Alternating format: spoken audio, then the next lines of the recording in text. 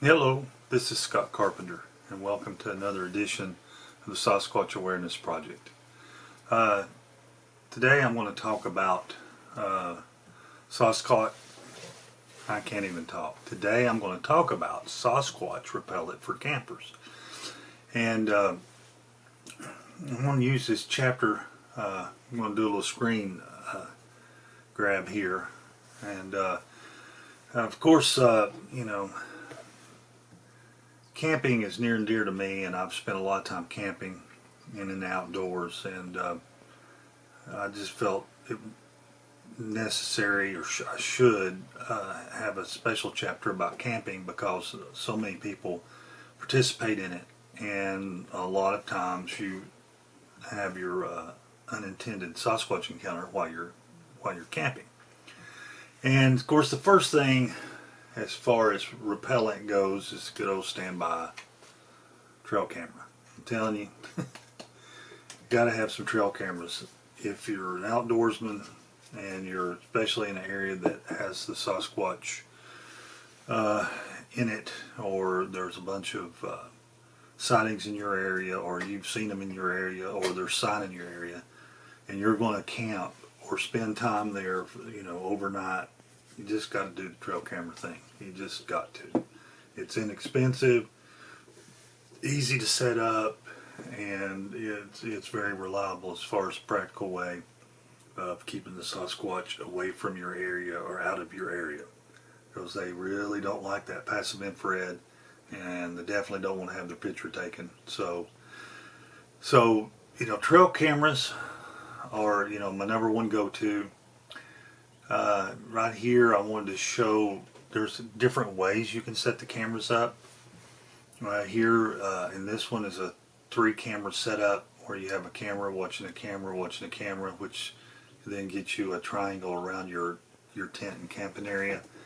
This works well on, you know, in a small area because you get about 40 to 50 feet on the sensors, the passive infrared sensor detecting something, about 40-50 feet on most cameras. You can also do, if you've got a larger spot, you know, here's an example of using, you know, 1, 2, 3, 4, 5, 6, 7, 8 cameras. And you just basically, you know, it's just a camera watching a camera. You're creating a camera fence around the area you're camping.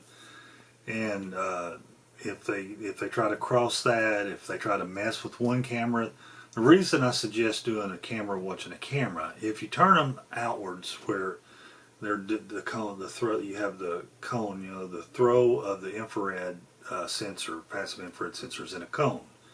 And many times even if you're overlapping, they can either sneak under and disable a camera or something of that nature. But if you've got a camera watching a camera, etc., you kind of got them between a rock and a hard place, because if they try to sneak up or try to come up and disable a camera, you're definitely going to get something trying to disable or disabling that camera, which is, you know, one of their rules is, you know, never get your picture taken, you know, at all possible, at all costs almost. So to me that makes the most sense, and it's the most practical, and I've had the best success with the camera watching the camera. So other things you can do are battery operated projector lights. I've looked on Amazon and eBay, and you can get excuse me, you can get these projector lights that throw, you know, all kinds of stuff. You know, you can get, you know, sparkles or water. It looks like water, rippling water, and other things. And they're lightweight. They're made for camping. They're LED, and so, you know, battery would definitely, you know, battery powered would definitely get you through a few nights. And here on the setup, you know, I'm showing just basically you're going to, you know, on these you definitely are going to face them outward and make sure you overlap so you cover it all the way around. And the Sasquatch really don't like to cross these, and they haven't, you know, shown. Got a text from Dave there. They, you know, it's in my experience and those people I've talked to, they really don't like to cross those lights when they're on, and so that's another way of definitely protecting. A proactive way of protecting your camping area if you're in an area that's prone to sightings or activity, and you're concerned about it. Definitely look into those battery operated projector lights. Like I said, there's all kinds of patterns. I've got one that looks like stars, you know, or like twinkling stars, and I mean, I just got it. We go camping, we'll set it up and you know, put it into, you know, shine it up into a tree, and it just makes pretty, you know, everybody's oohing on.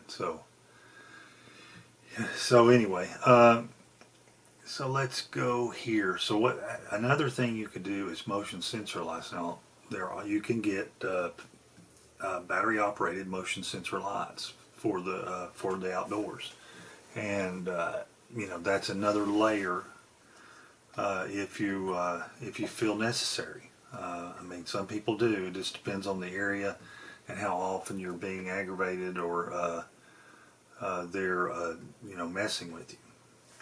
Another thing is take your dogs with you. Dogs, number one, in my book, as far as, you know, being in the outdoors, protecting your children, protecting you. The dogs can sense and smell things that you can't.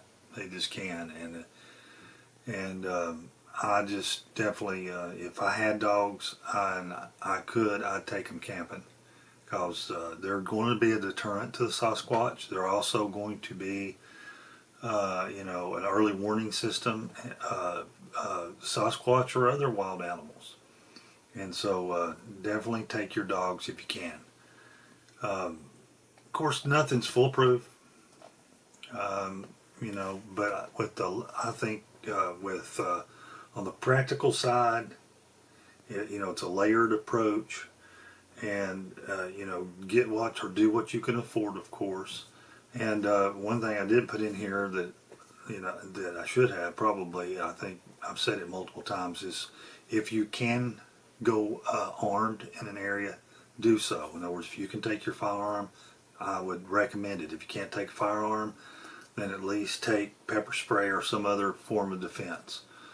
But definitely take a firearm if you can, and that kind of adds to that layer. Of course, there's the spiritual side again, where you should pray over, you know, once you get there, you should pray for protection, and pray, you know, that rebuke any evil spirits or any you know, Sasquatch or other Nephilim. I think that's a wise thing to do. To go ahead and on the spiritual side, if you're so inclined, to put that layer of spiritual protection around you, as well as the practical. So a short but sweet one this time. I hope everybody's had a good weekend. I hope this helps. As always, I'll have the links, and you can send me emails and ask questions, and I'll try to address them in my videos. If I can't in the videos, I'll definitely try to return your email when I get a chance. So again, short and sweet. Everybody, Hope you had a good weekend. Have a good week. God bless, and we'll talk to you soon.